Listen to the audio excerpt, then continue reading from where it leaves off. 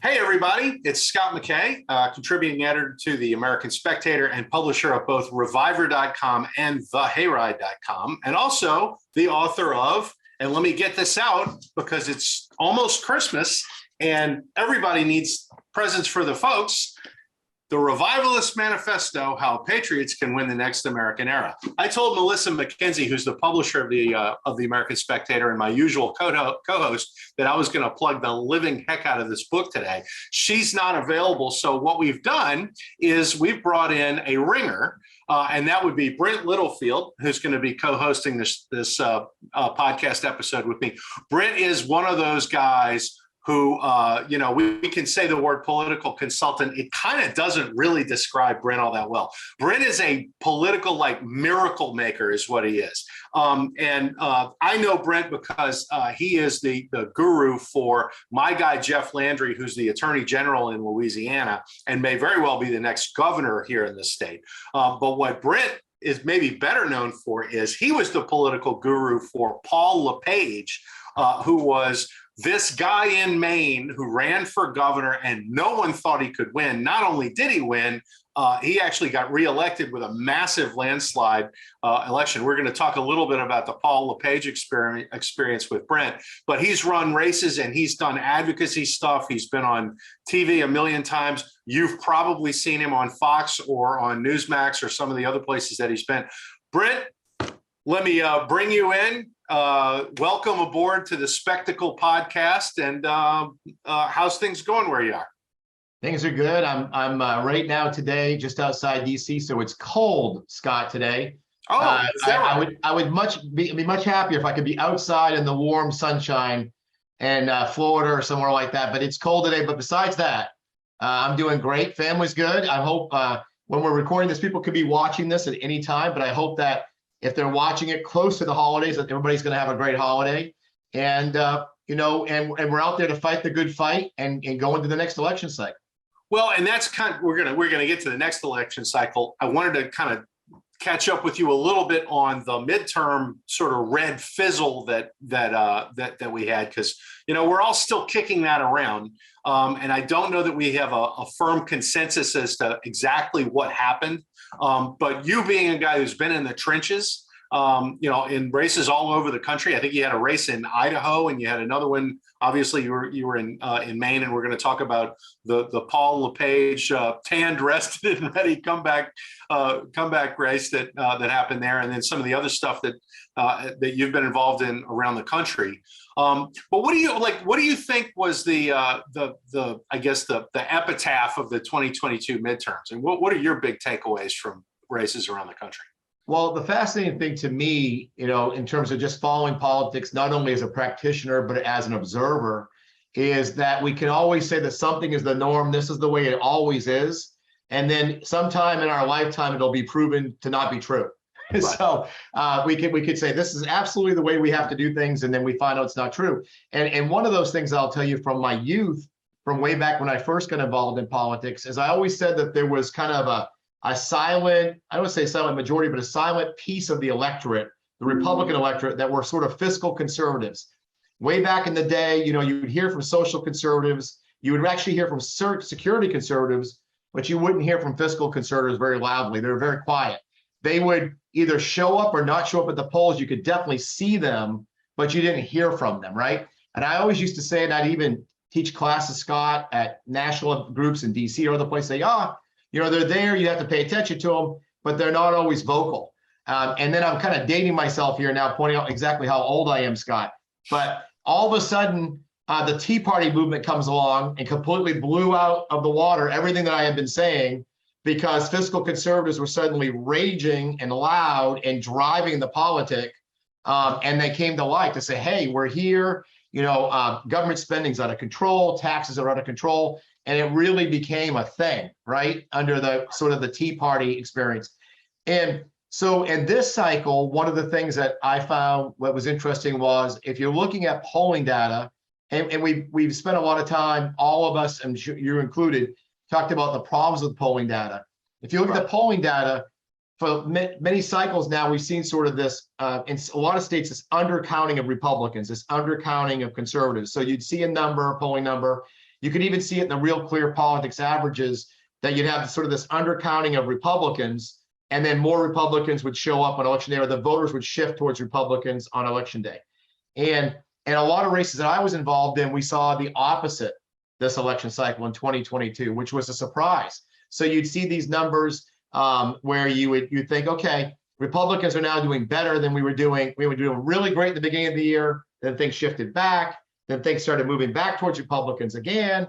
And we thought, not only are they moving back towards Republicans, but we can also kind of in our minds factor in that undervote, that undercount, right? And then on election day, and a lot of bluish or purple states, instead of that number increasing for Republicans, it actually dropped. And that's just not something that I'm used to seeing. It certainly was a surprise. And even in states where I'm only cursorily involved, I'm not heavily involved, at least in the last election cycle, in a state like New Hampshire, where Republicans were starting to feel kind of excited and good going into election day because it looked like things were getting much closer and doing better. It shifted way back in the actual vote that turned out, and Republicans didn't do very well at all in New Hampshire on election day, just as an observer. So that was unfortunate. Would you say that? I mean, there's two ways to look at this. I mean, was it that these kind of shy Republican voters didn't actually turn out, or was it that Democrats were able to mobilize their vote better than anybody expected they would do? I mean, I guess it's got to be something of a combination of the two. But if you're trying to isolate, the issue, was it that because there's two, and the reason I ask is there's two separate possibilities here. One of them that I've heard a ton about since the midterms, and this is from the sort of woe is us crowd on the right, which is, you know what, all the elections are fixed now. The country's in the toilet. There's nothing we can do, blah, blah, blah. There's no point in even going out to vote. They're going to steal the election and so forth, which, it would be really bad if you had a big segment of the population that was so demoralized that, even though they're clearly, very, disgusted with the direction of the country and so forth, are not motivated to go out and fix it because they don't think their vote counts anymore. But then the other side of this is, I mean, was this just the fact that the Democrats were able to maximize what turnout they could get, which wasn't all that awesome because things are not good enough that they can actually excite their base, but they were still able to turn out enough voters to offset whatever this red wave was. And I haven't seen enough numbers to know which way I would fall along those lines. What say you on that? Well, I think we are still getting some numbers in, Scott, right? It's going to take a little bit more time to get all these in because we have to look at turnout numbers. Sometimes states are slow in producing the rest of those numbers. Not slow in the results, although we've certainly seen that too, which is, by the way, insane. Why we can't have elections where we get results on election night is beyond me. And some of the way these laws and these rules are set up in these states. But also, we sometimes get turnout numbers, more detailed statistics later as data comes in.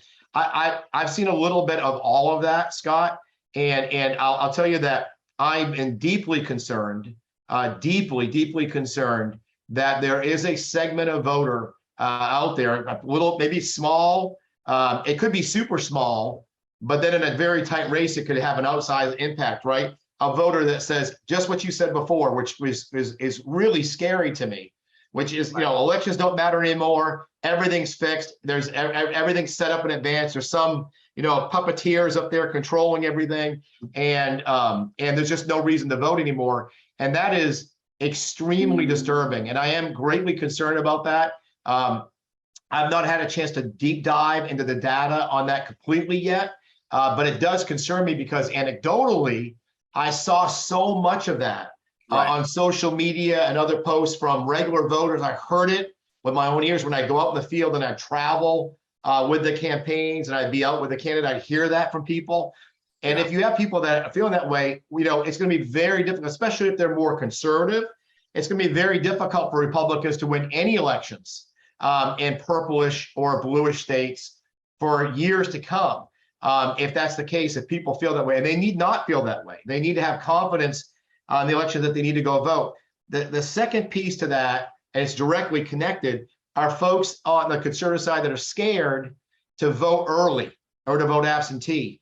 And look, every election has problems. I've never seen a single election for anything that doesn't have some kind of problem.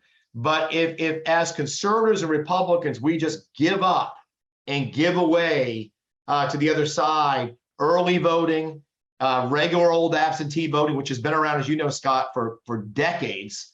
All of these mechanisms to vote, if we just give these away and we don't participate in them, we're going to really hurt ourselves. Yeah. Because I'm not saying we need to advocate or support weakening of election rules that harm democracy. For instance, it's a side note, but voter ID, I believe, is important. I think it makes sense. It's only rational that if you have to have an ID to get on an airplane, sure, you should have some type of an ID. And in most cases, the government will provide you one for free, right, for people that are indigent. So you should have some type of ID to vote. And that's been a big fight for years. In fact, one of my clients, Attorney General Todd Rokita, the Attorney General of Indiana, was previously the Secretary of State in Indiana before he was in Congress and Attorney General. He actually took that case all the way to the Supreme Court, U.S. Supreme Court, and won. He is the guy that actually won at the Supreme Court to create and sustain voter ID in this country. Mm-hmm. And Todd can tell you a lot about it. And I'm concerned about increased mail-in voting, which is kind of a backdoor way to eliminate voter ID, right? You send out these ballots to everybody and their uncle, and you have no way to know who's opening that mailbox, who's getting that ballot, especially in big apartment buildings, who's pulling down that ballot, who's voting, especially if you have people in an apartment say, I'm not going to vote, so they toss the ballot in the trash. Someone comes up, picks up a whole bunch of them votes and sends them in. Yeah. You don't know. You don't know who that person is, or it's at least a weakened system. So I'm not saying as Republicans or conservatives we should say, yeah, let's go do that. Obviously, I disagree with that. But when we have early voting that's offered to us, when we have regular normal absentee ballots offered to us, we need to vote. Because if we give up those methods to the liberals and the Democrats, what happens is, again, it's on the margins, but we may have a conservative voter that gets sick. They end up in the hospital. They may get called away for a business trip. You could be in an area where, you're familiar with this, Scott, a big, huge storm comes in, right? Makes it hard for people to go out and vote. So those numbers have been depressed. We're seeing real problems with Republicans and conservatives wanting to vote early. And if you couple that with people that believe the elections are fixed, that's enough of a potential vote that could really cause us problems in elections. Well, all right, and I'm gonna throw something else at you, and you may cringe at this, but to your point, and it wasn't a hurricane, and it wasn't people getting sick, but in Arizona for this past midterm cycle, you had all the Republicans in Maricopa County waiting until election day to go vote. And then, of the 220 or so tabulators that they had at these voting places, 70 something of them don't work on election day. And so you had people standing in line for 4 and 5 hours that couldn't vote. And I mean, it's one of these things that's no longer really plausible to say, oh, well, it was, that's a happenstance that a third of the tabulators at the polling precinct places in Arizona, in Maricopa County, like all of a sudden they don't work on election day, right? I mean, that's a clear case of voter suppression. All right. And it is like, you want to talk about an election security measure when all of the Republicans are going to wait until election day to vote. And I'm a guy since I was 18 years old, every election I vote on election day. That's my thing. I go on election day and I look around at the precinct because I'm in a sort of a 50-50 precinct.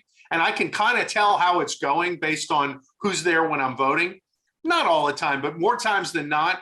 I can walk in, go vote, look around, and walk out, and I can tell you, hey, this is going to be a good year. This is not going to be a good year, just based on who showed up while I was there, which you can't really get. I guess you could get if you went early. So maybe I'll think about going early in the future. But I'm a voting, election day voter. But you look at Arizona, and I mean, if you want to push election security. From now on, you've got to get the Republican vote out early. You just have to do it, especially in a state where Democrats actually control the electoral process. because they now, I mean, I think Arizona was a template for them. They now know you make sure that you have problems with tabulators on election day in these states that operate the way Arizona does. And like, you can drive away 20% of the Republican vote in a county like Maricopa. And, I mean, that's an effective way of voter suppression where you say, well, we didn't mean for that to happen. It just happened. We had some problems. And if you dump your ballot in this third box that we have, and we'll count it at the central place, like, they're going to know how many votes that box holds, right? Because they're going to look at, okay, at this particular location, it was 68% Republican, 32% Democrat, let's say. We know that the box weighs X empty. We're bringing it to the central location, and we know that it weighs Y full, and we know how many ballots that is. So if this is 11,000 ballots, and we can, extrapolate that 68% of those are Republican ballots, right? That's 7,500 votes to 3,500 votes for the Republican. And that means we've got to find 4,000 votes somewhere else to balance out this box when we open it. And when they don't open it on election night, which in Arizona they didn't, it took a week to open all of those boxes and count the votes. Meanwhile, you've got ballots coming in from, like you said, apartment complexes and wherever else that have been harvested. And they, I mean, who knows whether they're fraudulent votes or not, but the point is they know how many votes they need to win the election while they're counting it. And when you're not counting the votes on election night, like, it's a real problem when you've set up your vote that comes in by one method and one means, because, that it makes you a soft target in terms of suppressing the vote or jimmying the numbers, where some of these kind of, let's face it, crooked Democrats are in charge of the electoral system. So I don't know the specifics of Arizona. Obviously, I wasn't working in Arizona this particular cycle, so I couldn't speak to that, what you just talked about, Scott. But there's no question that if, as Republicans and conservatives, we give up those early voting methods, at a bare minimum, you hit the nail on the head in terms of, if all Republicans are voting on election day, and you run into snafus, you run into problems, you run into big ones, you run into news stories on, say talk radio. Say somebody's considering driving to go vote, and they're driving around, or they're driving home from work, right? Republicans are out there working during the day. They come home at the end of the day and they hear on news radio, by the way, the lines are out the door. There are huge long lines to go vote. Then that might make that Republican think, gee, I got to deal with my kids' homework. I've got to go do this other thing. I quite frankly just want to watch TV and drink a beer, whatever they say they might want to do. And they may decide that they don't want to go vote. And so we need to realize that it's important that we vote with whatever system's been set up and in place. We have to fight for election integrity and in good systems. And once that system is established, we have to live with the system we got. Right. And we have to go vote. And you need to use all methods to go vote. And look, I can't emphasize enough that people need to encourage their friends and neighbors and relatives to go vote and not to give up. Because of the work that I've done, I've seen all kinds of things with elections. You mentioned boxes. I had an election several years ago in a top targeted congressional race that we ended up winning. And I found out in the middle of the day that one of the largest precincts and voting locations in the district, that they claimed the lines were too long, and they were asking people to put their voted, not Queen ballot, their voted ballots just in a cardboard box, kind of similar to what you just said, Scott. And I found out about it. I rushed in there, happened to be in that state that day. I rushed in there with an attorney. And we actually demanded that they take the box right in front of us with other Republican observers, and that they feed that box into the machine on election day right there while we were watching it. And we won. We made them do it so we could see the ballots go into the machine. Doing what you did may very well have saved that race. You realize that, right? And back in my youth, way back when I was a kid, and the little home state of Maine, I grew up in a rural area and in Maine, and people say, and especially states like that, there's no voter fraud, there's no problems. You hear this all the time, right, from the media, there's no problems. We had the longest serving Speaker of the House for a state legislature in the United States of America at that time, over 20 years. Democrat Speaker of the House had his chief of staff caught breaking into ballot recount rooms and stuffing ballot boxes for recounts for state legislative elections, literally stuffing ballot boxes. So in recounts. So I saw it in my little tiny home state of Maine. So it does happen, but they were caught. So my point being, but having said all that, I'm out there fighting those fights. Having said all that, I still believe, and I feel strongly that our elections are still as secure as they can be today. And if we don't believe that, and if we give up and we don't vote, if we don't vote and they have a percentage of the population that says everything is a fix, everything's being controlled, nothing can be done. Hopefully they're not watching this podcast, or if they are, we're hoping we're convincing them. Right. You've got to go out and you've got to vote. You've got to make your voice heard, and you have to drag your friends to go out and vote at the polls. The solution to these problems is to make sure that you vote. Well, I mean, there is, and I mean, I don't want to make this whole thing about how the Democrats steal elections. There is something, that's been talked about for years called the margin of fraud. And you just have to win elections above and beyond the margin of fraud, period. I mean, there are enough Republican voters out there still, and I think that this will be more true in the future, particularly over the next couple of years, and we're going to talk about that in a bit. There will be enough of a Republican majority that if you actually turn the vote out, that will win elections really beyond the point of anything that the Democrats can do about it. Because they don't govern well, right? I mean, I'm saying this, and I think, Brent, about this. The city of Shreveport, Louisiana, which is a couple hours away from where I am by car, which is a 55% black city, and it's more Democrat than that, has had a Democrat mayor for the last 4 terms, I believe, 5 terms. Okay, just elected a Republican by a 56-44 count over a Democrat that everyone thought was going to win. That was endorsed by the Democrat governor. Was a state senator of fairly long standing, the whole bit. And he gets beat by a Republican in a city that's 55% black and probably closer to 60% Democrat. And this actually happened in Monroe, which is close by Shreveport, also in North Louisiana, in 2020. 62% black city elected by a pretty decent margin. A Republican running as an independent for mayor by a landslide margin as well. In fact, I think it was like a 61-39 election. So the point is, even in places where you don't think it's possible to win, if all the Republicans come out, get mad enough, and support somebody and vote, you can do miracles. And that actually is a little bit of a segue before we get into like the state of the current GOP and talking about 2024. I want to kind of get with you on the story of Paul LePage, who was, your guy that you ran in Maine back in, what was it, 2012, I guess, when LePage?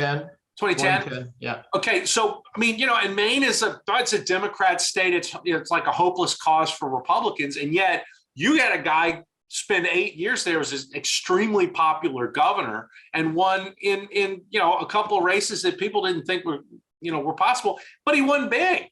So let's talk about Paul LePage and sort of the dynamic that we can learn from in terms of a place that people talk about as a blue state, and you get a Republican who's unabashedly conservative goes in and wins big in a place like that. How does that work? Well, I guess your definition of big and my definition might be a little bit different, Scott. He certainly won in 2010 and got reelected in 14 when he was supposed to lose. Everybody said he was going to lose and got reelected. Actually got the largest number of votes in the history of the state. And 2014 won by about 5 points then. I'm always a full disclosure kind of guy. And certainly Governor LePage would want me to say that he tried to come back out of retirement and run again this cycle and was not successful, having tried to come out of retirement and do that again in 2022 against the sitting governor, the incumbent governor. But and again, that goes back to overall messaging. I'll actually bring it back to what our previous conversation and then this conversation to bring it up about Paul LePage, which is that, yes, if Republicans come out and conservatives come out and they vote with their feet and they say we're going to show up at the polls and vote, we can win elections. So you're absolutely right about that. At the same token, and I've seen this in all kinds of different election cycles, one of the things we need to guard against and work to fix, which I think has kind of impacted our party and conservatives a little bit in this last election cycle, and maybe going forward, is spending too much of our time talking amongst ourselves. I know you and I both don't do that, Scott. We're talking here and maybe talking to some, I guess you'd call it base folks, but I know you do and I do talk to a lot of people that don't necessarily agree with us, right? I know you do that. And that's important. I'm sure you have friends that are people that are friends of yours that don't necessarily agree with you on every topic. I do. And I try to make a point of having friends that aren't necessarily in agreement with me on every topic, because at the end of the day, we all have to live in a community. But one of the most important things we can do, and you look at the LePage win in 2010, LePage win in 14, other races that I've won around the country when you weren't expected to win, is that not only did we have Republicans and conservatives show up and vote, but we had Republicans and conservatives talking with their neighbors, talking with their friends, and talking with people to say, there's a reason why you should come out and vote with us.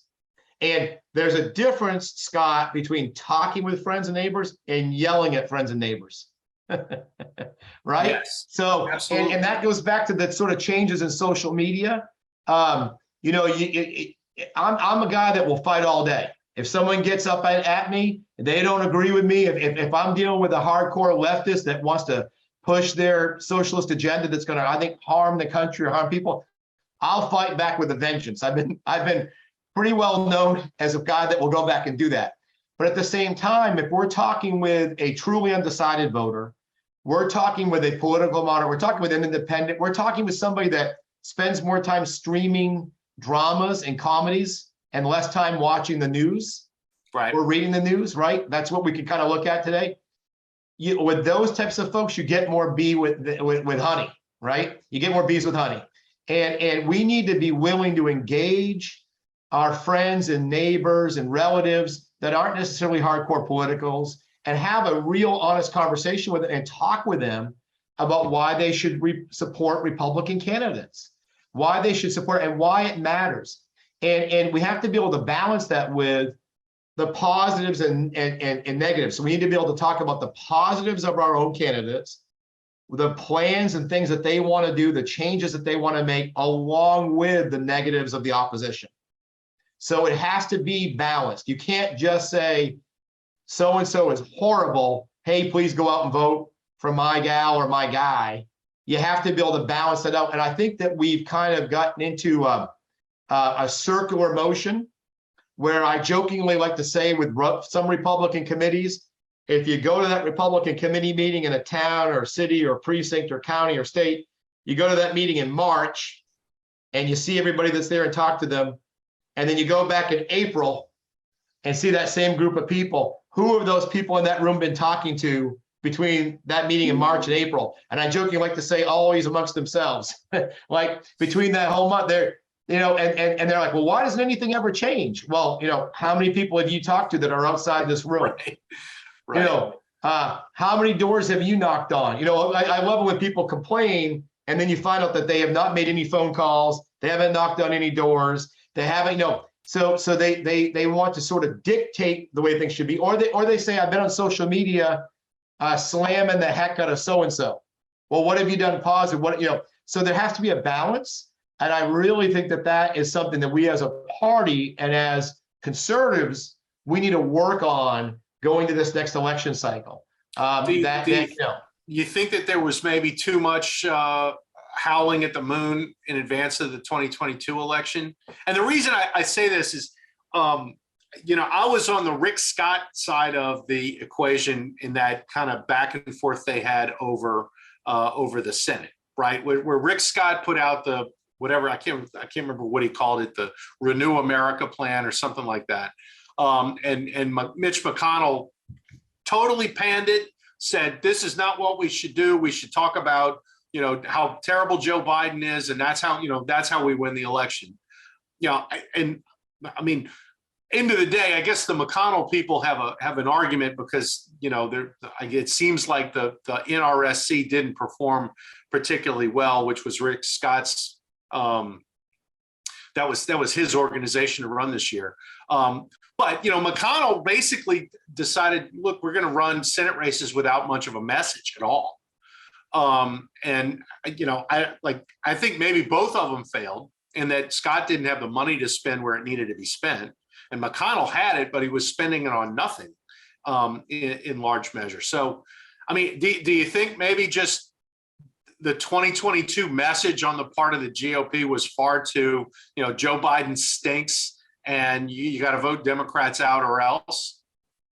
It's probably a little bit of that. I think if you look at individual races, it's probably that had more of a factor to play in some specific races than maybe others, Scott. So yes, I think that we have to present, if you look back at Reagan, right? I hate to go way back, and people always say, the media loves to say, oh, conservatives talk about Reagan. That was 785 years ago or whatever, right? But if you look back at Reagan, and you look at really any point in history, right? But we could look back at that's a point in history. One of the things that he had was an optimistic message, right? He didn't hesitate to come back and hit hard, but he had an optimistic message. Remember his reelection campaign, if you look at history, in 84 was "It's Morning Again in America," trying to present an optimistic tone.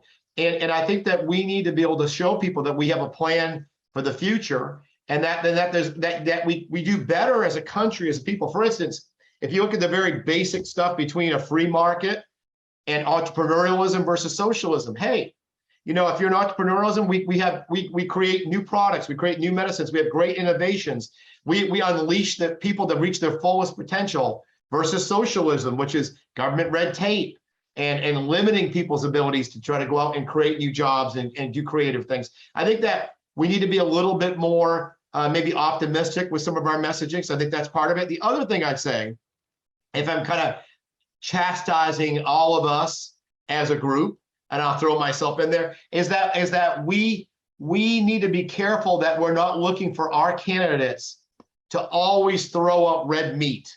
I feel like that's also a change that's taken place within conservatives in our party, where there's a new thing that's kind of erupted in the last few years, where it's like, if you don't have a Republican candidate or conservatives not constantly throwing out a bomb that's burning full of red meat, either in a press conference or on social media, then they're not a true believer, or they're not standing strong, or they're not fighting hard enough. And at the end of the day, what you need to be able to look at is, if they're a legislator, state senator, state rep, member of the U.S. Senate, U.S. Congress, is what's their voting record? Because you could have a lawmaker that has from our side of the ledger, a great voting record, but they may be quiet. They may not be above, but they may have a great voting record. You could put them right next to somebody else that's constantly out there screaming. Their voting records might almost be the same, but people will say, well, that one legislator is not really great because they're not fighting hard enough. And what happens is, when you get into districts and areas that are different, that may be more purple, that may be more blue, you may have a great legislator, but they may not be a bomb thrower. Or if they become a bomb thrower, they're not going to win. They're not going to win. They're not going to win that district. And so we need to be careful when we're looking for candidates. It's what do they truly believe in? Do they agree with our overall philosophy? Are they with us? I don't agree with everybody all the time. I'm sure, Scott, you and I are not going to agree on everything all the time. We're just not. Is somebody with me 75, 80, 85% of the time? And you can't have 100% litmus test, because life isn't perfect. And you can't be looking for someone to only be throwing out fire and brimstone 24 hours a day, 7 days a week. We need to let people sort of legislate. And we need to be careful about that, because you don't want to get in a situation where you're in a permanent minority because you're constantly looking for perfection. Right. Well, okay. And I agree with that. I'll push back a little bit, because on the not a bomb thrower side of the fence, or at least how it would be perceived, you have bomb throwers, right? Like, for example, you would look at somebody like a Mitt Romney and you would say, well, he's not caustic on the conservative side, right? But Mitt Romney throws bombs at conservative Republicans. I mean, Mitt Romney refused to back Mike Lee for re-election because he said, well, I'm friends with him and whatever the guy's, Evan McMullen. So I'm friends with both of them, so I'm going to stay out of it. And it ended up not being a thing because Lee won fairly easily. But there were polls in the heat of that cycle that had the race inside 10 and as close as 5.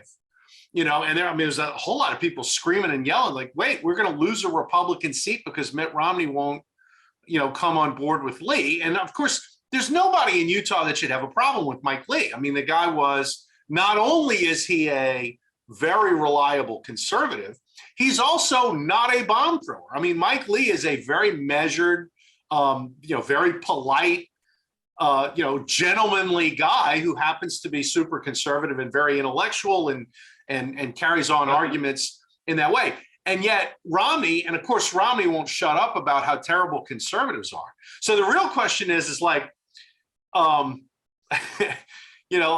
what do you do with people who are actively opposed to the majority of the party, sort of the never Trumper moderate type people, or the worst of all are the never Trumper true conservatives who are kind of like the National Review crowd these days, I guess, who like are still convinced that Donald Trump, who actually did more conservative things in office than any Republican president since Reagan, was not conservative enough to satisfy them.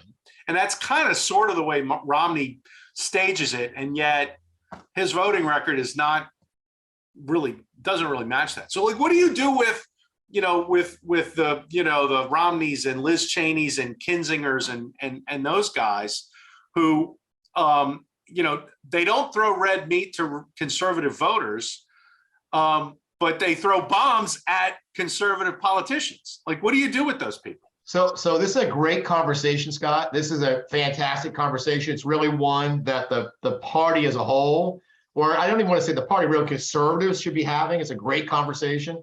And I'll say a couple of different things. Number one, I would never defend the actions of Republicans that are out there just for the sake of shooting at other Republicans, shooting at Republicans. It's just not something that I usually practice in. It's not something that I do. It's not something I believe in because, it's like my sports teams that I root for. I don't know how much you're into sports. I don't know that we've ever talked about that, but maybe we've done a little bit. But I've got the teams that I like to root for, and they don't do great stuff in every game, and they're not always great, and the coaches aren't always perfect. But I don't want spend a lot of my time crapping on them. Like, I'll cheer them on them and stick with my team. Good seasons, bad seasons, I'm sticking with my team, right? That's just kind of how I am. And I do not believe in the actions of those folks. And I don't believe in, Liz Cheney could have very serious disagreements with former President Trump. And did she need to take it to the extent she did in terms of signing with the Democrats at committee? And the problem with that committee, I'm not going to fight back and forth with her disagreements with former President Trump in this conversation. But what I'd say is the problem with that committee is, and she knows it intellectually, is that committee that she was on didn't even delve into all the other problems with January 6th, right? They didn't get into the overall security problems or the fact that the Speaker of the House, Nancy Pelosi, she's one of the key people responsible for security. And you didn't see them hauling Nancy Pelosi before the committee and finding out why she didn't have the security fixed. Right. At the Capitol, which was not only that, there were no rules of evidence. There was no cross-examination of witnesses. There were it was, Kinzinger and Cheney in there. They didn't allow any other Republicans or anybody the Republican Party or Kevin McCarthy wanted to put on that committee. So you didn't have any other side bringing up issues and challenging witnesses or any of that. So, and you didn't have the basic rules of evidence. Right. Yeah. And the thing is that those two, all those members of Congress, they know how this works. They participated in these congressional committees for years. Right. They understood what the majority party, what the Democrats were going to do with this committee. And so, at a bare minimum, they should have fought at a bare minimum for fairness in the committee. But having said all that, and again, not supporting other Republicans or, in your home state, you have a lieutenant governor that cut a deal to not oppose the current Democratic governor. for instance. I don't believe in that kind of stuff, right? We're going to get into that. We're going to get into a little of that.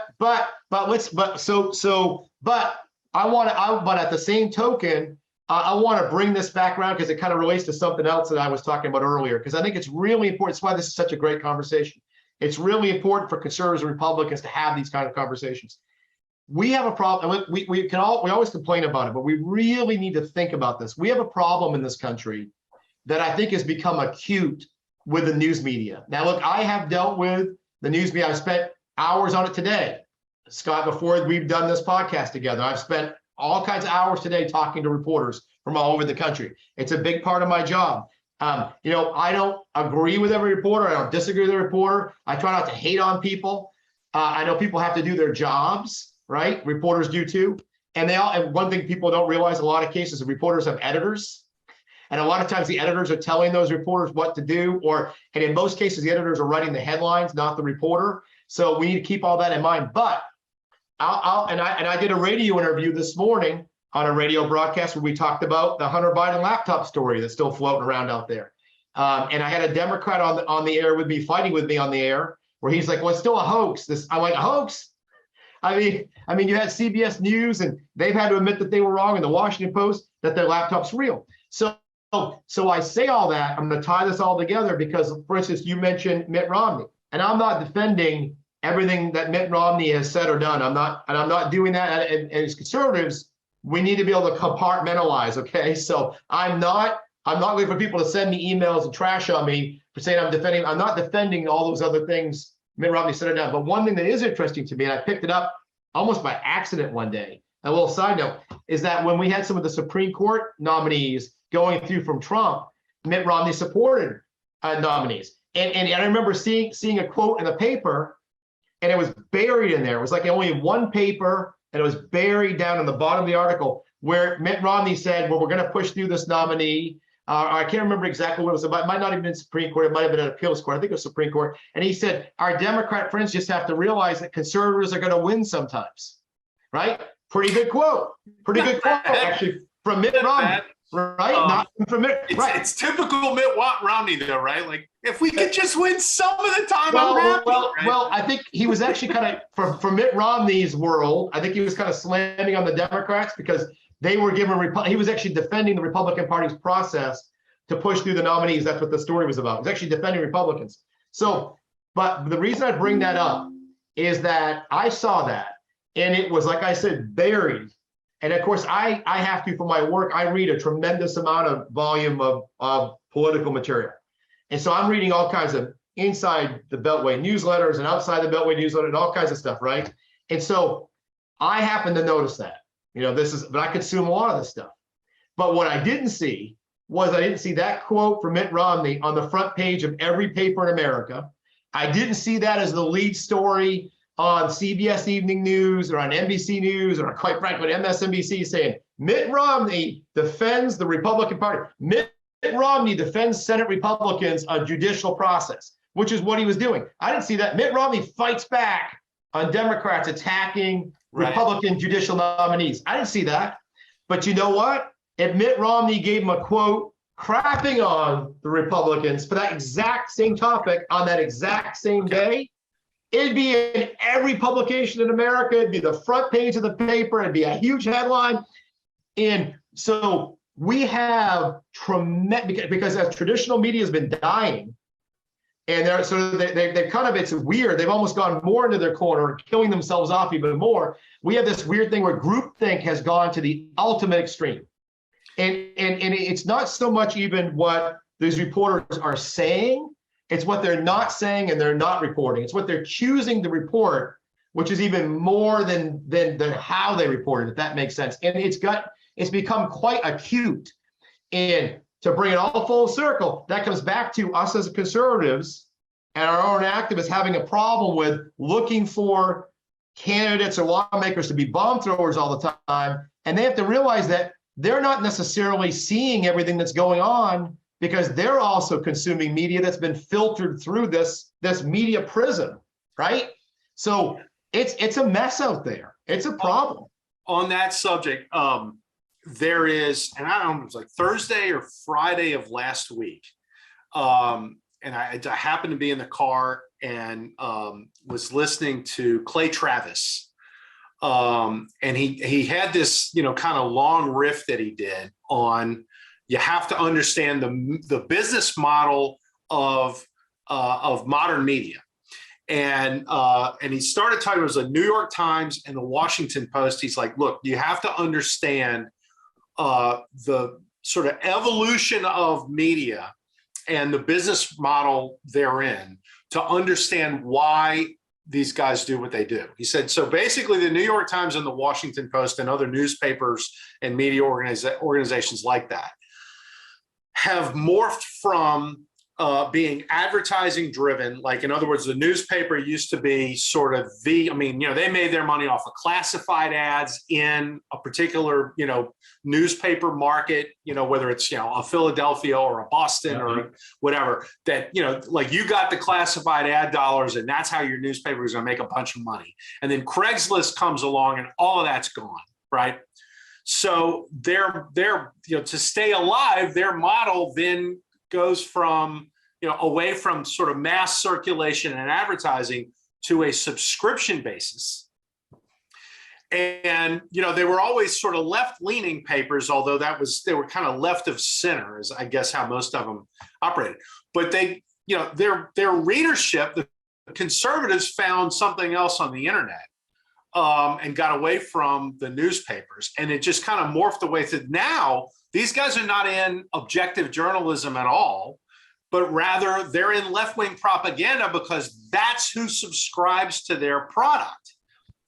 Conservatives don't have New York Times subscriptions or Washington. Nobody on the right does that. I mean, if you have a job like you have, Brent, you might have a Washington Post subscription because you need to know what these people are saying about your guys. Okay. But if you're just, if you're, Bob Smith, who has a home renovation business in Toledo, Ohio, okay? The local paper in Toledo that's a Democrat paper, he's not going to subscribe to that. Under no circumstances would he. And when they have a subscription model, it's all going to be Democrats who are subscribers, or 75 to 80% of this thing is going to be Democrats. And so their job is, and of course, Travis comes from a sports thing. And so, like, he gets it. He goes, college sports media is like all about fans of given teams, right? And so, there's like a lot of money in these subscription message boards and 24/7 Sports and Rivals and some of these websites. They cover the team and not objectively, right? I mean, these are fan sites. And basically what he's saying is that the New York Times and the Washington Post and all these other major newspapers are essentially fan sites for the Democrat Party based on particular media markets, but also nationally. And so their job is to cheerlead for their team. I thought that was a really, really smart. And then he talked about NBC and CBS. He says, look, these guys are slaves to Madison Avenue ad agencies, which those are the wokest people on the planet, is ad agencies in New York that control all the major corporate ad spends. So the last thing on earth, he's like, watch Fox News and you get MyPillow ads. You don't get Apple ads and you don't get, all of these other things because the ad agencies that control that money don't want to spend money on conservative media sources. So in other words, what he's saying is so true. Yeah. So in other words, what he's saying is that if you're expecting objective journalism from corporate media, you are way, way, way off. And the history of media is such that objective journalism is not the historical main. That's correct. Right? I mean, you go back and look at like 18th, 19th century newspapers were partisan newspapers. Correct. And the things that they wrote were far, far beyond the pale of what we would say is responsible journalism now. I mean, they would think of this guy fathered 16 out of wedlock children. I mean, that was the kind of thing that you would see in a partisan newspaper in the 1800s. That's so correct. The point is that your expectations of media are such that, or they're kind of out of whack from reality, and they're probably based on things that might have been true 50 years ago, but haven't been for a while. Which brings me to a question that I think I already know the answer to, because you touched on this already. do Republican voters and conservatives allow the media to manipulate them too much in that, talking about the stuff like that you just mentioned, like, you don't know what good things Mitt Romney said because they're always doing everything they can to stoke, confusion and discord within the Republican Party by quoting or misquoting or leaving things out and presenting a picture of Republicans to their own voters, which are distorted. I mean, like, how much of that do you think is a thing? And you're a good guy to ask this question to, because you've had candidates that have been, that have been treated in that way. I mean, how widespread do you think this is? And how much as a political consultant do you plan for those kinds of things when you get started in a campaign? It is big time, Scott, a thing. It is big time a thing. It really, really is. And I'm not trying to say the media has that much power, but it's a big time a thing. And you're absolutely right about all those things, including the subscription models. Everything you had to say about that is absolutely true. I've talked a lot about it with other people. And I'll tell you what else happens, by the way, just going back to that, is that you have young people that decide they want to go into journalism. And I have a political psychology bias in that from my old undergraduate days of taking political psychology, where I find that people that are more skeptical and believe the glass is half empty tend to be progressives and liberals, because everything's a problem and everything has to be fixed. Nothing's good. It's all a problem. Glass half empty. And those people tend to go into journalism because they think there's problems everywhere that have to be discovered and everything has to be fixed. So, but you have these young journalist kids that read the Washington Post and the New York Times. That's what they consume. So then they think that's the normal world, and they come out. It's like a self-fulfilling prophecy. So every cycle of new journalists gets worse and worse and worse over the last 20 years. I mean, literally, it's getting worse. I see people retire and new people come in to do, and they're worse. It's just, it's a thing. Should we shut all the journalism schools down for the sake of journalism? So, I mean, look at you. So in the golden days of newspapers, I mean, they took people out of high school. You didn't go to college to be a reporter on a beat for a newspaper, right? Yeah. I mean, they actually elevated paper boys to cub reporters and would run their stuff as they were teaching them how to write. Like, that was being a newspaper reporter was not something you studied to do. Like, well, and remember, they were also, right, in some case, in the height of newspapers, they were also reporters. They actually reported the news. They didn't commentate. They actually said, hey, by the way, this is what happened, which, the newspaper companies would tell you nowadays they can't do that anymore because we're already telling each other that on Twitter and Facebook and whatever social media platform you choose to use. They're like, we're already telling people that, so the papers don't have to do that anymore. But it is a problem, and it is a problem for candidates. And for conservatives, we do fall into that bucket, and we're falling into this circular thing where we're like, well, our people aren't doing enough, and our people aren't saying enough, and they're basing that on the fact that what they're seeing and hearing. And I don't want to overstate the stuff that Elon Musk is putting out now that he's become the owner of Twitter. But there is a case to be made that there has been some forms of, obviously, I use the word suppression or whatever you want to use about it, the algorithms that tend to limit sort of speech. Let's just look at Facebook, for instance, when they made it very public that they said, look, we're going to limit the delivery of political discussion in general. That basically, let's just take them at face value and say there was no bias in it, that they're just generally limiting all political talk because it's more confrontational and less fun for people, and they think it's hurting the platform or hurting their business model. That's kind of what they sort of seem to claim. So let's just say that that's true, right? Let's just say it's true. No bias against conservatives, true. When you limit that, for instance, on a platform like Facebook, and then you have all the media, the regular media is pushing that liberal narrative, which you just talked about, Scott, right? Right. And then you limit every bit of political conversation. Let's just say that they're being fair for the sake of this argument on Facebook. You've automatically, again, limited conservative speech even more because everything's limited. That's one of the few places where people talk to each other, and all the rest of this world out here is all liberal. So right. you're again in this scale balance has been tipped. And that also creates frustration among people, and it creates more angst. I think that all of that and the limiting of open conversation and open dialogue, even among like Democrats and Republicans, conservatives and liberals, and allowing that open dialogue, that it actually causes social unrest. It causes angst in the country. It causes more problems than it solves, because you're bottling people up and they feel like they're not being heard. And so, but as conservatives, we need to be careful not to fall into, when we're in our campaigns that I have to deal with, to fall into that bucket where we think, oh no, Republicans or conservatives aren't saying anything, they're not speaking to us, they're not talking to us about our issues, they don't care about our issues. They may actually be talking about and caring about your issues. Right, but the filter is in the way. Yeah. Right. I'll give you a great example right here. It'll be fascinating to see if anybody watch the podcast has seen this in their own local area.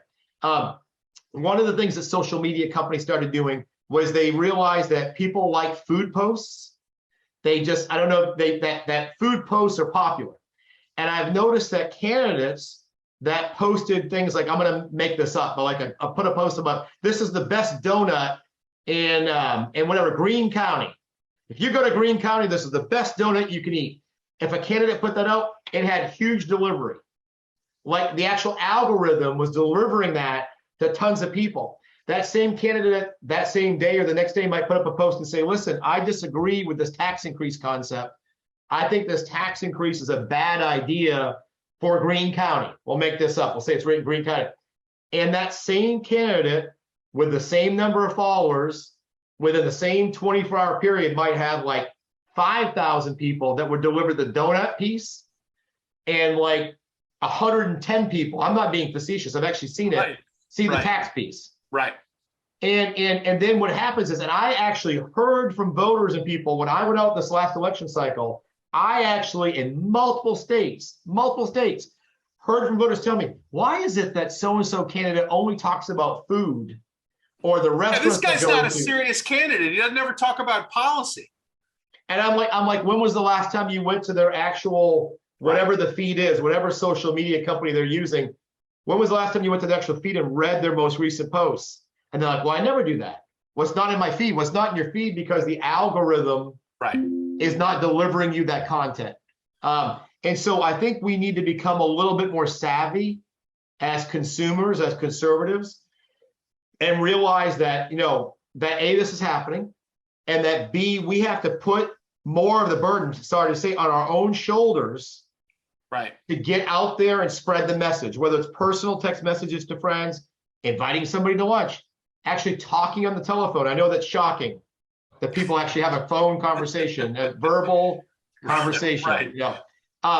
But we have to put the burden on ourselves, unfortunately, that we might have to be more active one-on-one because we are being limited in our ability to spread a message in methods that other people have. And it is unfair. It is unfair when the media, when you've got a campaign and the other candidates are pitching story to story and every story is getting covered in the press, and then you're pitching and you might get 5% of your stories covered. That's unfair. And it is what it is. Well, and now you can't, especially now that the Twitter files have come out. I mean, you can't deny that this is happening, which has been the game for the last 5 years or so. Now it's out in the open. It's happening. If it was happening at Twitter, it's happening at Facebook, regardless of whatever denials these guys might have. So you have to understand the presence of the filter, and it has to challenge perspectives that you have. Right? When you think, this guy only talks about X, or no, you need to this is on Twitter, this is on Facebook. If you see something, if there's somebody running for office, for example, that's, whether it's a Republican, doesn't matter. I mean, if it's a candidate that you may or may not be in a position to vote for or against, you have to click on their, Twitter profile or their Facebook profile and scroll rather than just, accept what Facebook and Twitter are going to feed you as the full picture. Because just like, corporate media will bury the lead or will leave things out of stories that, it's material information, or suppress things that you would otherwise want to know, the Hunter Biden laptop being the perfect example. now you know that Twitter and Facebook will do this exact same stuff on, all kinds of levels, right? And so, when the guy does put a Facebook thing out that talks about, property tax increases and whether he's for or against them, you have to go find that, because you can't count on Facebook and Twitter to give you, to give you the real story on it, or to give you the complete picture of what's being said. Well, I think that's the recognition that everybody has to have. And I remember at the time I talked to somebody at Facebook corporate back when they made a change a few years ago. You remember when Facebook was starting, we had a lot of small businesses. It could be a local florist shop, a local restaurant. I love little diners and little local restaurants. They could have really worked hard to get their likes up, or their follows or their likes up on their Facebook feed, as an example. And then Facebook said, well, you may have whatever, I'll make it up, 3,000 followers. But by the way, we're not going to deliver all your content to them anymore. We have an algorithm, and not everybody may always see all your content, or you can buy it from us, but we're not going to deliver it to them. And they might have actually spent money on Facebook with Facebook to increase their likes. They might have actually bought advertising to get the, and then Facebook's like, yeah, you did that, but we had no guarantee that we were going to deliver the content to those people. So I have elected officials and candidates who had built very large social media followings, and then all of a sudden we couldn't even get a sliver of that total count to see our posts. Look, you're talking a veteran of this. We did that with my site, The Hayride. We spent, I don't know, 8-10 grand building up like 25,000 people following. And then I think it was in 2007 they did this. That you have to pay for the engagement that you've already paid for. And it's like, wait, what? We paid money to build this thing from 3,500 or so to 25,000. And now when we're posting links that should drive people back to our site, they're getting no engagement at all. And they're like, yeah, you have to boost that post. And it was like, that's a bait and switch operation. This is, you got to be kidding me. And of course, most of this, I think, benefited Democrats. So you never really could get much of and of course, they've lobbied up Washington, D.C. like there was no tomorrow. In any other context, that would have been the kind of, false advertising and deceptive business practices that you would have gotten a federal statute out of that would have punished them for it. But they put their political ducks in a row first, and then they went and dropped this bomb. And I think it mostly affected from an independent media standpoint. I think it mostly affected conservative sites rather than left-wing sites. And then the other thing that you find very often is that left-wing independent media sites tend to be nonprofit driven and tend to get money from foundations and so forth. Soros money plays big in Democrat alternative media sites, whereas there isn't that kind of backing for conservative sites. So you had 30, 40, 50% of the small independent conservative blogs that were monetizing by using social media to drive traffic back to their site and then plugging into digital ad networks to monetize the whole thing. Two-fifths of them went out of business because all of a sudden their business model was just done. And the only reason the Hayride stuck around was that we were able to just move into event marketing as a way to monetize our stuff. And that kept us, afloat as well as the previous model. And then, of course, COVID came along and wiped that out. And it was like, oh, so I really just can't make money doing this anymore. So, there's obstacles in the path of trying to do something about this sort of big corporate media monolith that doesn't present the facts anymore in anything regarding, an objective fashion. You see that too, Scott, just folks, when you realize that you can even see that in the choice of beats that these reporters are asked to cover. The reporters will come back out and they'll say, this is my actual beat of what I'm being tasked to cover. And a lot of times even the beats themselves are kind of left-leaning or politically left-leaning type beats. It's not even like they're a general reporter anymore. They're actually being tasked with beats that are coming from the left angle. There's no doubt. And some of those beats are actually supported by foundation money. Correct. That's a whole other story.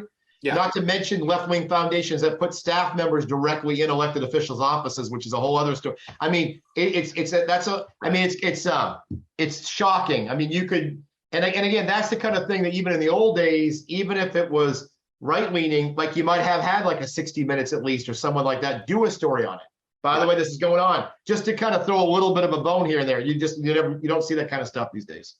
Okay, so in the time that we have left, I really want to get into, I guess, the guy who's going to occupy most of your time over the next year or so, which is Jeff Landry, who is, I mean, full disclosure, I'm a huge Jeff guy. Okay, he's going to run for. He's already announced he's running for governor of Louisiana in 2023. Brent, you've been with Jeff since 2010 when he first ran for Congress. So like, this is a guy extremely well. Let's talk about this governor's race in Louisiana a little bit. And I guess I'll start by having you sort of handicap it. Like, how do you see this thing going? And what are going to be the keys to somebody winning this race? So for this podcast, this is kind of great when we're recording this, because America at some point here is going to wake up and realize we've got these elections next year. And there are only a handful of them. Most people don't realize, unless they live there, that there are these states, 4 or 5 states, that always have these off-year state elections, right? Because it's, quite frankly, Scott, to other states, it's very strange. Right. They think you guys, like the Virginias and these other places, New Jerseys, that have these off-year elections, that you're crazy. So, but Louisiana is one of them. And quite frankly, the governor's race in Louisiana is going to be one of the top races in the United States. In the entire country for 2023. And yes, now Attorney General Jeff Landry is a 2-term Attorney General elected in 2015 and 2019 statewide. Not every state elects their Attorney Generals, believe it or not, but many do. And Louisiana is certainly the case. He defeated an 8-year incumbent to win the AG seat in 15 and then to get reelected in 19. And prior to that, served in Congress, as you mentioned, and was actually kind of a precursor member to the Freedom Caucus, kind of the back in the day. A lot of those guys know him, and so it's going to be an interesting race. Louisiana is a fascinating state. You know a little bit about that, Scott. A little bit. Compared to the rest of the United States, it's a fun place.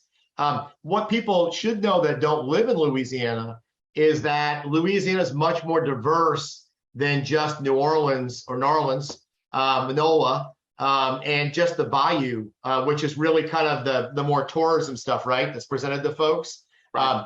You got great Louisiana food, so a lot of people know about that. You have the music culture of Louisiana, a lot of people know about that. You have the sort of the Bayou culture, alligator country, people know about that. But they don't realize that the state as a whole is pretty diverse, because you have obviously you have the shipping, the whole shipping industry, which is ginormous, boat building industry, which is huge. You've got huge oil and gas, which has provided the revenues for state government for decades. You probably know even better than me the percentages of revenue for oil and gas that provided for state government for years. You've got huge amounts of agriculture. Right, we had all types of agriculture too. It's not just sugarcane farming, even though that's pretty large. In North Louisiana, you have lots of timberland up there, and people don't realize that as part of North Louisiana. So it becomes kind of a fascinating state to work in. The people are very different. If you take a person from South Louisiana and you suddenly transported them instantaneously to North Louisiana, the people in North Louisiana might look at that person and say, "What did you say?" Right. They probably wouldn't even understand how they're talking. So it makes it kind of fun. Jeff Landry is a true conservative with a small c and a big C. He believes in what he says. What I found fascinating is that as he served as Attorney General, and he's done the block and tackling of all the regular stuff Attorney General should do. Doesn't get as much press coverage for that as everything else. But then he takes on real tough cases, whether it's challenging the Biden administration over executive overreach, all these types of things, federal overreach. The media wants to cover that, and they kind of keep hinting that Jeff Landry's only doing this to get media coverage. That's kind of like a little, like a thing out there, right? Jeff Landry runs in front of every camera he can run in front of. And what people don't realize is that he actually believes this stuff. Right? Right. It's shocking, right? You know, it's like the media can't get it through their head. They're like, he actually has a philosophical and fundamental belief system that is separate and apart from the media work. And so he does believe in the free market. He doesn't think socialism is a good idea and a good way to grow the economy or quite frankly, to lift people out of poverty. That the better way to lift somebody out of poverty is to get them a great job where they got a great paycheck and they can support themselves and their own family. It's a shocking idea, I know, in the modern era, modern America, but that's what he believes. You know, and right down the line, whether it's parents being involved in their kids' education so that you can have a better education, a better outcome for kids. You know, these are basic things, and the media tries to blow it up into something that it's not.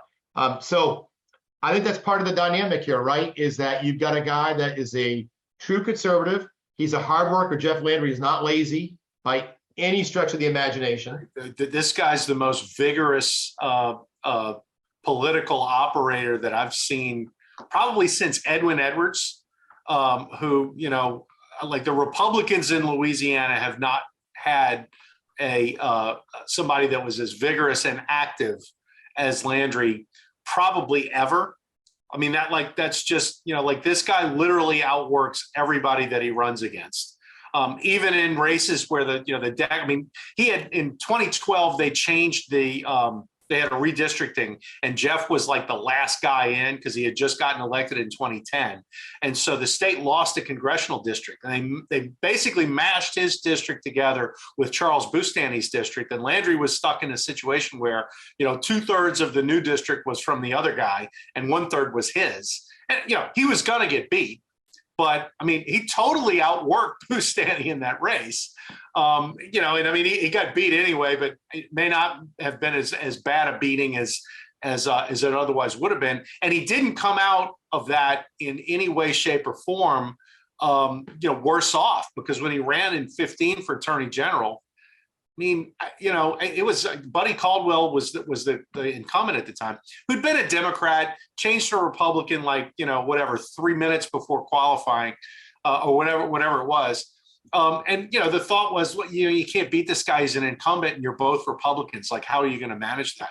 I mean, and Landry won that race. He got a whole bunch of black vote, and did it in 2015, which was the same year John Bell Edwards destroyed David Vitter at the top of the ballot. So it was really kind of a surprising deal. And the reason it happened, and Brent, you know this, was that Landry just flat out outworked Caldwell. He went to every parish in the state. He got all the little courthouse mobs to back him. And none of them were really all that upset with Caldwell to begin with. And he just went in and charmed their pants off. And that was it.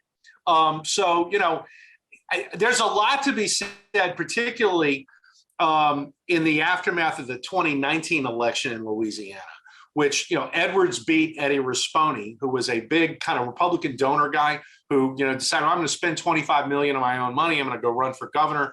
And he hired a bunch of like out-of-state consultants and everything. And his big deal was, you know, he put a Trump bumper sticker on his truck. He says, oh, you know, I'm just like Trump, so come vote for me. But he didn't do any of the block and tackle that you're talking about. Like he didn't go make those alliances with the, you know, the local yokel people in charge in St. Martin Parish and, you know, and Catahoula Parish and all these different places around the state. Like those guys didn't even know who Rispone was. And what he thought he was going to beat Edwards because it's a red state and he could beat him with the air war and just dumped a whole bunch of money on TV. And, you know, he got close because it's a red state, but he got beat by 40,000 votes. And a lot of people thought, well, you know, this just, you know, this proves that, you know, that well, Louisiana's not as red as we thought. It's like, no, you just got to do the work. And the one thing I noticed about Landry that he's going to get torched by the mainstream media in the state. I mean, that's going to happen. But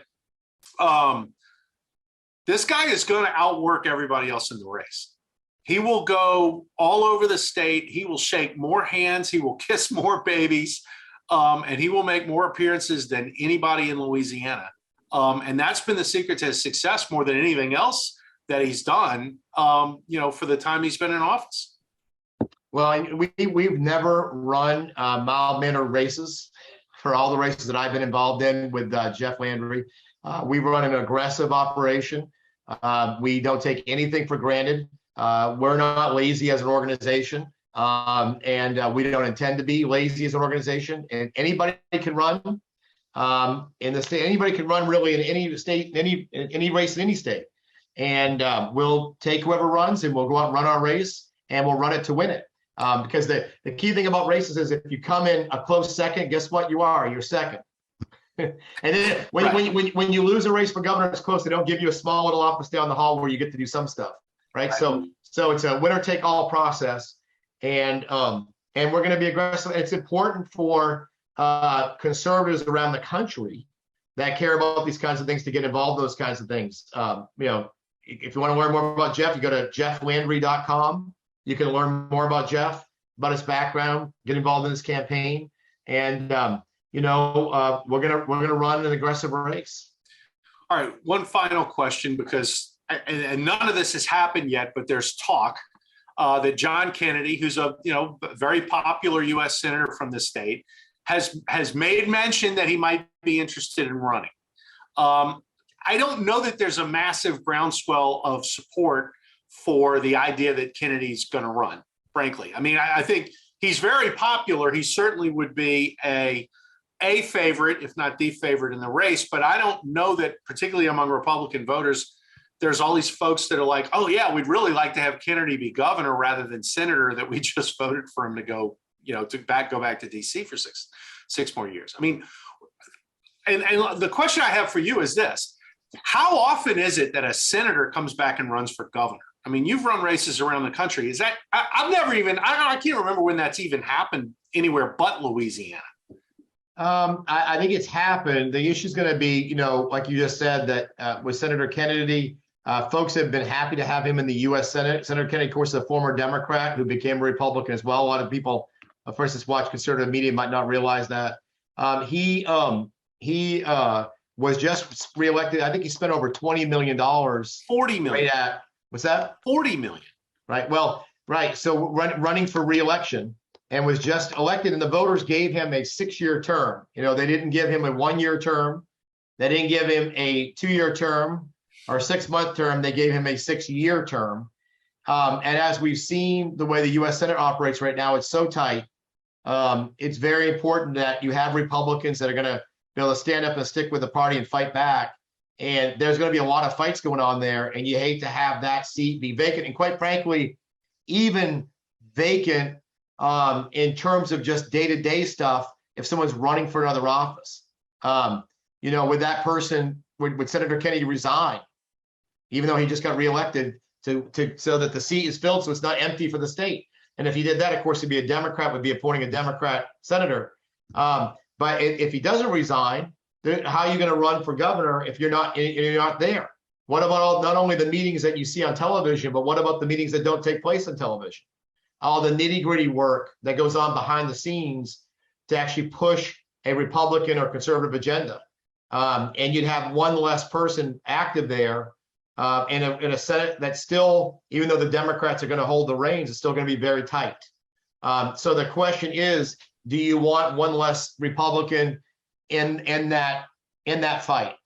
And if Senator Kennedy was to run for governor, you're literally going to have one less Republican in that fight day in and day out, because it's impossible to run for governor statewide and also be back in DC the vast majority of the time and be a U.S. senator. Right. All right. On that note, I'm going to close it out because we've taken a ton of your time today, Brent, and I really appreciate it. Guys, this is we're going to go back to Melissa and I next week, but we are going to have guests in the future. But I need you to do me a favor in the meantime, which is to smash that like button, hit subscribe, tell your friends about the spectacle. We've been, doing this thing for a couple months now, and it's starting to pick up a little bit of momentum, the podcast. We got lots of cool things planned for next year.